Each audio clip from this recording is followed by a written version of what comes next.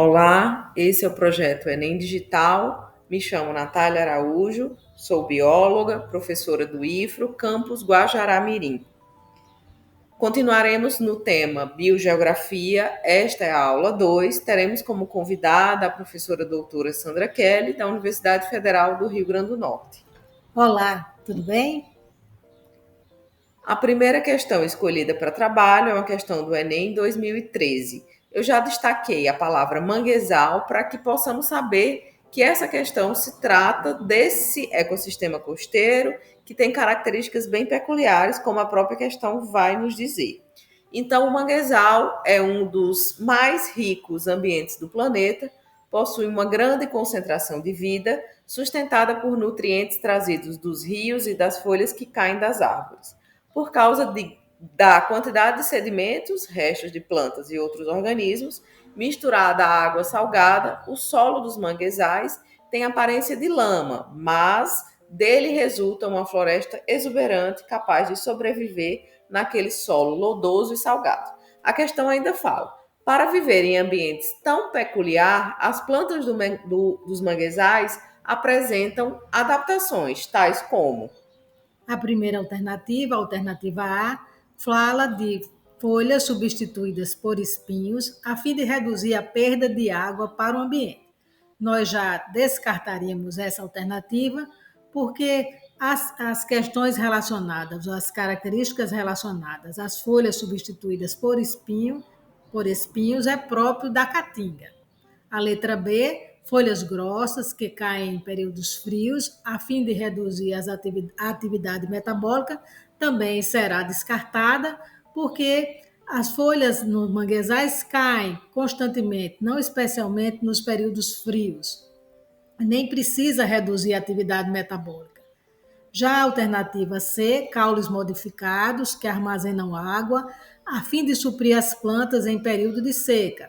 Essa alternativa também será descartada porque os manguezais ficam em regiões constantemente alagadas pelas marés, não é preciso esse armazenamento de água. A letra D, raízes desenvolvidas que penetram profundamente no solo em busca de água. A mesma lógica que apresentamos nas alternativas anteriores, com relação à disponibilidade de água, também descartaremos a alternativa D. E na E, nós temos raízes respiratórias ou pneumatóforos que afloram no solo e absorvem o oxigênio diretamente do ar. Então, essa é a alternativa correta. Os mangues, de fato, os manguezais possuem árvores com raízes respiratórias, pelas quais absorvem do solo os nutrientes e absorvem o oxigênio diretamente do ar. Só para que fique fixo, eu vou enunciar algumas características do ecossistema manguezal. Então, ele é considerado um berçário, uma vez que grande número de espécies de animais marinhos usam esse ecossistema para reprodução. Tem como característica um solo úmido, rico em matéria orgânica, em decomposição e pobre em oxigênio. Então, também por isso, há necessidade de que essas raízes elas sejam aéreas. Primeiro porque tem a mudança de maré, maré alta e maré baixa, então elas precisam sempre ter parte da raiz superior ao nível de água, e além disso, o próprio a água ela é pobre, o próprio solo, desculpe, é pobre em oxigênio. Então, além disso, possui vegetação conhecida como halófitas, que são um tipo de vegetação tolerante à alta salinidade.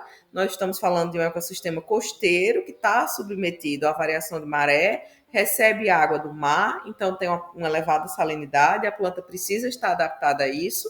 E outra característica marcante que a questão fala são as raízes pneumatóforas ou respiratórias ou de aeração. Como as duas imagens apresentadas mostram, são raízes que ficam acima do nível da água e acima do nível do solo. O solo é pobre em oxigênio, então essas raízes elas têm que tirar o oxigênio diretamente do ar.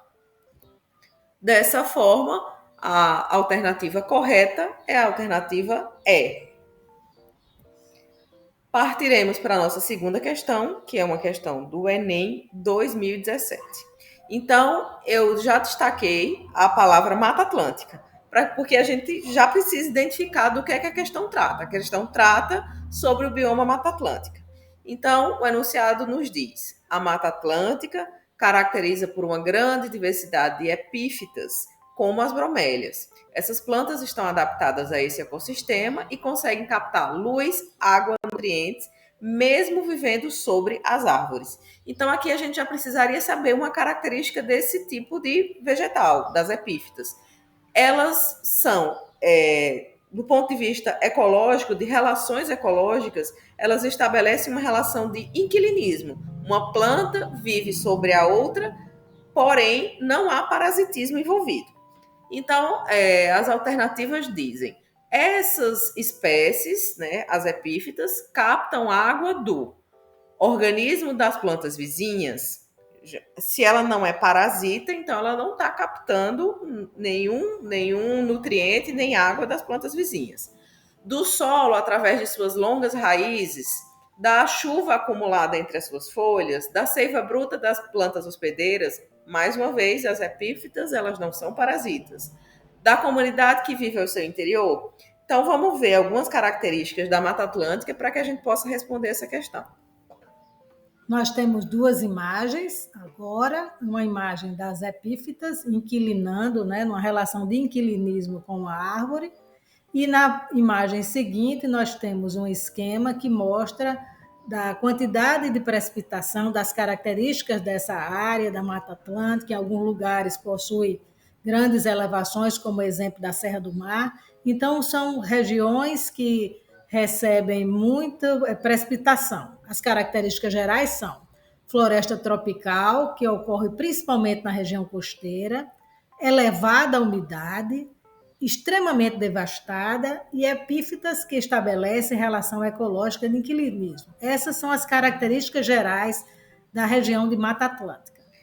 Então, se a Mata Atlântica ela tem uma elevada precipitação, então, e pela própria característica morfológica das epífitas, nós já podemos pensar naquela alternativa que diz que ela consegue armazenar água entre as suas folhas.